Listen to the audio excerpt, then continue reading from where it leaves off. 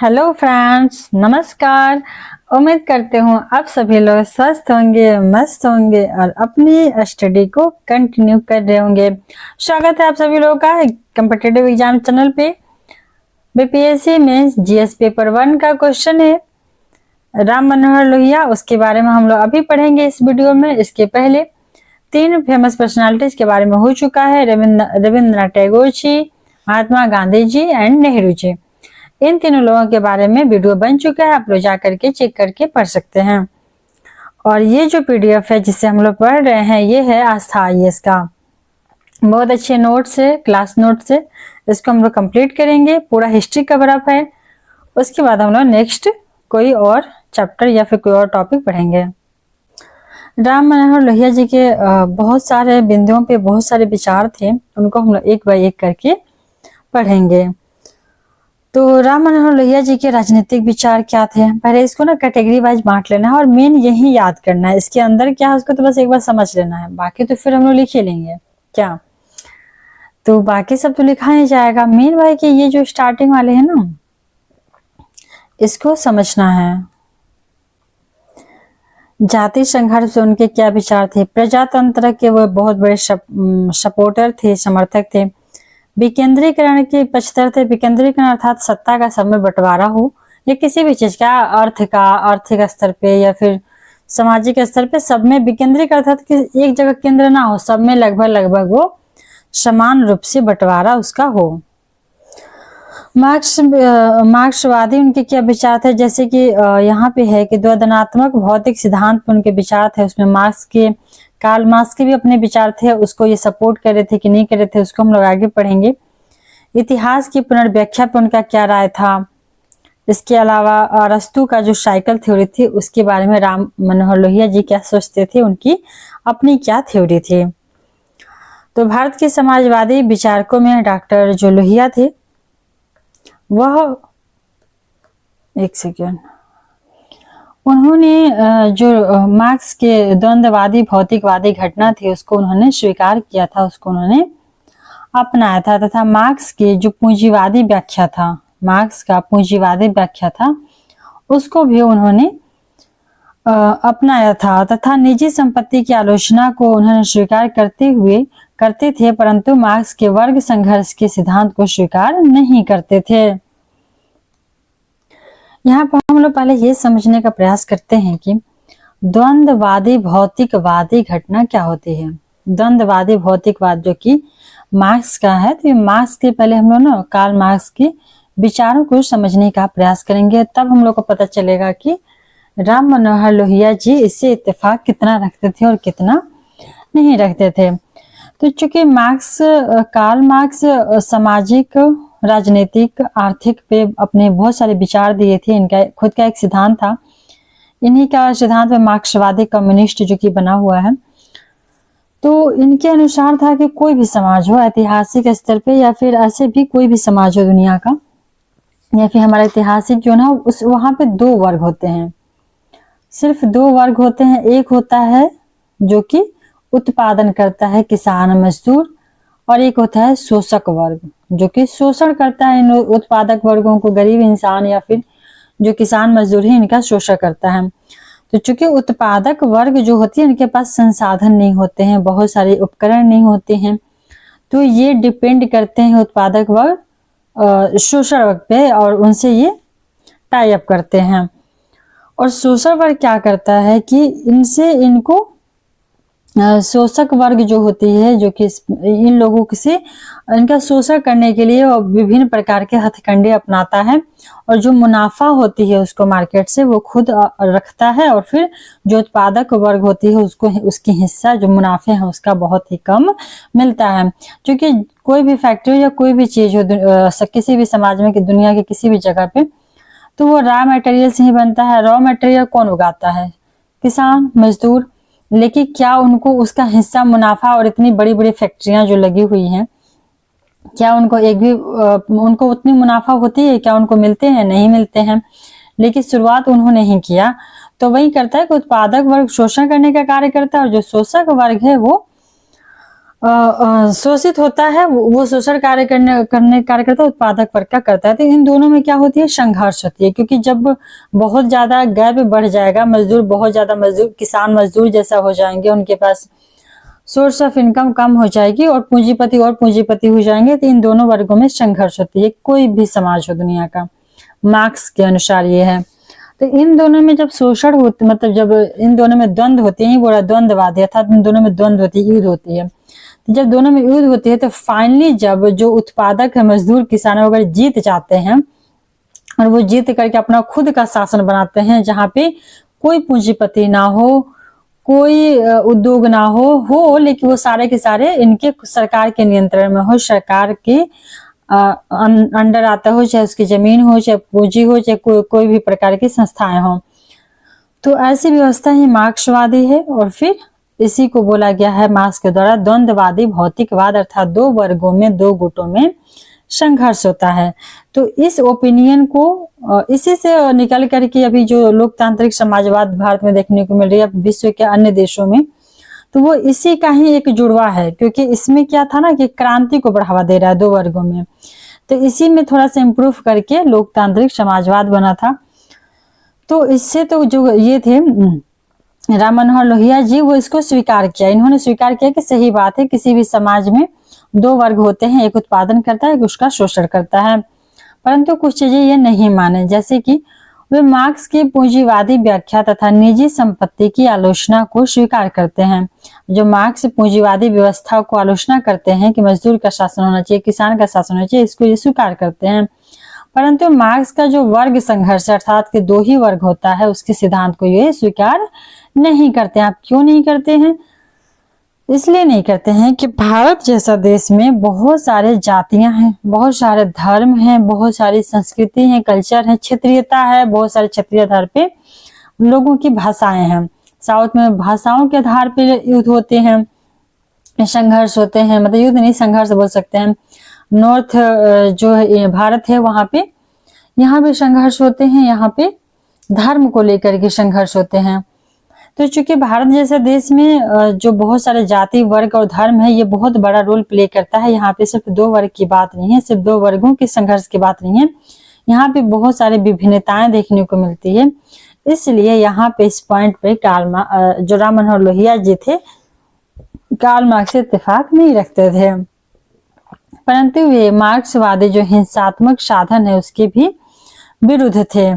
क्योंकि जो मार्क्सवादी सिद्धांत है उसमें कहा गया है क्लियर कट कि जब दो वर्गों में संघर्ष होगा, एक किसान में और एक पूंजीपति में, एक उत्पादक में, एक शोषक में, तो उस संघर्ष में क्रांति होना जरूरी है। क्रांति होना चाहिए, युद्ध होना चाहिए, और उसके बाद फाइनली जीत किसकी होनी चाहिए? तो उत्पादक वर्ग की, किसानों की जीत होनी चाहिए। तो उसमें चूंकि वो हिंसा की बात की गई है, इस सिद्धांत में, मार्क्सवादी सिद्धांत में हिंसा की बात की गई है, क्रांति की बात की गई है, संघर्ष की बात की गई है। इसलिए राम मनोहर लोहिया जिसको इसके विरुद्ध थे, क्योंकि भारत जैसे लोकतांत्रिक देश में या फिर विश्व के अन्य देशों में जहां लोकतंत्र स्टैब्लिश हुआ है, वहां पे क्रांति के बजाय ये लोग सामाजिक सुधार या फिर संविधान जैसे चीजों या संसद या फिर दोनों को मिश्रित चीजों को बढ़ा देते हैं कि पूंजीपति भी हो, उत्पादक भी हो, दोनों को फायदा हो, और सरकार लोक कल्याणकारी कार्य करे, और फिर जो टैक्सेस हैं वो अपने हिसाब से लेकर के सबको समान अवसर प्रदान करे, ना कि क्रांति करने की नौबत आए। वे मार्क्स की अपेक्षा जन चेतना को अधिक महत्व देते थे, क्योंकि मार्क्सवादी में था कि टोटली किसानों का शासन हो, और फाइनली वो एक तरह से डिक्टेटरशिप ही लागू हो जाती है। परंतु राम मनोहर लोहिया जी का था मानना कि उनकी कुछ बातें तो अच्छी थी मार्क्स के, लेकिन ये चीजें शायद अच्छी ना लगी इनको, तो उन्होंने जन चेतना, लोगों की जागरूकता को अधिक बल दिया, क्योंकि अगर लोग जागरूक होंगे ना तो कोई भी जो कानून है वो सही तरह से लागू हो पाएगा। इसलिए डॉक्टर लोहिया कहते थे कि ऐसे बौद्धिक यंत्र का निर्माण किया जाना चाहिए जो आत्मा या सामान्य उद्देश्य पदार्थों एवं आर्थिक उद्देश्यों में स्वायत्त संबंध स्थापित कर सके। तो उनका मानना था कि लोगों में बौद्धिक स्तर पर जागरूकता फैलाने चाहिए, ताकि लोग क्या करें कि उनका नैतिकता ना डाउन हो। क्योंकि जब तक नैतिकता नहीं पतन होती है ना, तो चाहे पूंजीवादी हो या फिर कोई भी लोकतांत्रिक समाज हो या मार्क्सवादी समाज हो, कोई भी समाज हो, वहां पे संघर्ष, क्रांतियां नहीं होती हैं, वहां पे लोगों का शोषण नहीं होता है। शोषण करने के लिए सबसे ज्यादा जरूरी होती है नैतिक। अगर नैतिकता का पतन हो गया तो लोग शोषण लगते हैं करने, तो फिर तो शोषण होगा तो क्रांति होगी। तो इसीलिए लोगों को जागरूक करने की, उनकी बौद्धिक विकास करने की आवश्यकता पर इन्होंने बल दिया था। अतः डॉक्टर लोहिया साम्यवादी आधार पे समाजवादी लाने के पक्ष में नहीं थे। वो समाजवादी चाहते थे विचारधारा, परंतु वो साम्यवादी के आधार पे नहीं चाहते थे, क्योंकि साम्यवादी क्रांति मांगता है, जो कि किसी भी समाज के लिए सही नहीं है। और इसीलिए महात्मा गांधी व जवाहरलाल नेहरू ने समाज सुधार का बात किया था। इन लोगों ने समाज सुधार को, रचनात्मक कार्यों को बढ़ावा दिए थे। समाज में क्रांति की बात इन्होंने जो है हिंसात्मक तरीके से समाज को आगे बढ़ाने और अंग्रेजों से आजाद होने की बात की गई थी इन लोगों के द्वारा, ना कि बहुत ज्यादा जो होता है हथियार से क्रांति करने पे बल दिया था। क्योंकि इन लोगों को पता था कि भविष्य में अगर दूरदर्शी लोग विचार रखते थे, इन्हें जानते थे कि आने वाले समय में ये क्रांति वाली जो समाज बनेगी, ये भारतीय संविधान के लिए खतरा साबित हो जाएगा, जैसे कि बाकी देशों में हुआ, सैन्य तख्ता पलट वगैरह चीजें, या पूंजीवादी या कम्युनिस्टवादी। तो सेम वही राम मनोहर लोहिया जी भी समाजवादी लाना चाहते थे, परंतु साम्यवादी के आधार पर नहीं, क्रांति के आधार पर नहीं, बल्कि वो लोकतांत्रिक समाजवाद के समर्थक थे, जो कि अभी भारत में एग्जिस्ट करता है, लोकतांत्रिक समाजवाद। डॉक्टर लोहिया का मानना था कि इतिहास में निश्चित जातियां होती हैं जिसमें एकता का अभाव है और संघर्ष रहा है, और इनमें एकता के अभाव की वजह से क्या हुआ कि संघर्ष होते रहा है, न कि शोषण के आधार पे। वर्ग एवं जाति के मध्य यह आंतरिक जो मतभेद होता है, वह ऐतिहासिक गतिशीलता का प्रमुख कारण है। ऐतिहासिक मतलब क्योंकि बहुत पुराने समय से ना वर्ग, जाति, धर्म के आधार पर संघर्ष होते आ रहे हैं, अभी भी पता नहीं कितने वर्षों तक चलने वाले हैं। तो ये सारे के सारे ऐतिहासिक गतिशीलता की वजह से धीरे धीरे वो चीजें संरक्षित होकर आती हैं और चलते रहते हैं। लोहिया जी का कहना था कि जातियां अस्थायित्व तथा परंपरागत अधिकार की रूढ़िवादी शक्तियों का प्रतिनिधित्व करती हैं। तो कोई भी जाति होती है तो जातियां क्या करती हैं कि वो कैरी करती हैं, जातियां जो पुरानी जो नेगेटिव चीजें हैं पहले की, जो उनकी रूढ़िवादी है, अस्थायित्व है या परंपरागत अधिकार है, और रूढ़िवादी शक्तियां हैं, उनका प्रतिनिधित्व करती हैं, उनको रिप्रेजेंट करती हैं। जातियां बताती हैं कि आपका अस्तित्व क्या है, आपके परंपरा क्या है, आपके कर्तव्य क्या है, आपके कार्य क्या है, आपने क्या किया है, आपके पूर्वज क्या किए हैं, ये जातियां ही बताती हैं। जबकि जो वर्ग होता है वो सामाजिक गतिशीलता, प्रगति का प्रतिनिधित्व करता है। आज जब कार्ल मार्क्स के अनुसार जो वर्ग था, तो वर्ग किसको दिखाता है? वर्ग दिखाता है कि जो सामाजिक गतिशीलता, जैसे कि कोई शोषण कोई कर रहा है, या फिर कोई उत्पादन कर रहा है, या फिर कोई उसको गुलाम बना रहा है, कोई शासन कर रहा है, तो एक तरह से समाज का, वर्ग का प्रतिनिधित्व कर रही हैं। लेकिन जातियां क्या हुई, क्योंकि जन्म के आधार पर होती हैं, जबकि ये जो सामाजिक गतिशीलता वर्ग होती है वो जन्म के आधार पे नहीं होती है, वो लोगों के सोच के आधार पे होती है। अगर आज गरीब है वो इंसान कल अमीर बन के शोषण करने लग रहा है, तो वो भी शोषक वर्ग में चला जाएगा। लेकिन जो जातियां होती हैं वो जन्म के आधार पे होती हैं, और वो परंपराएं को, वो रूढ़िवादी चीजों को ढोते हुए आ रही होती हैं। उसमें व्यक्ति के पर्सनल विचार, उसकी सोच, उसकी बुद्धिमत्ता, उसके तरीके मैटर नहीं करते हैं जातियों में, जबकि वर्ग में ये चीजें करती हैं। जैसे कि अभी हम लोग ऐसा समझ सकते हैं कि मान लीजिए कि कुछ लोग गुंडा, मतलब जैसे गुंडे टाइप के हैं, वो मारपीट कर रहे हैं, ठीक, तो जो क्रिमिनल उसको बोल सकते हैं। तो कुछ जैसे कि समाज में बहुत गलत चीजें कर रहे हैं तो क्रिमिनल हो गया, ठीक, तो क्रिमिनल का वर्ग हो गया। और कुछ सभ्य लोग हैं तो वो आम इंसान, आम जनता का एक वर्ग हो गया।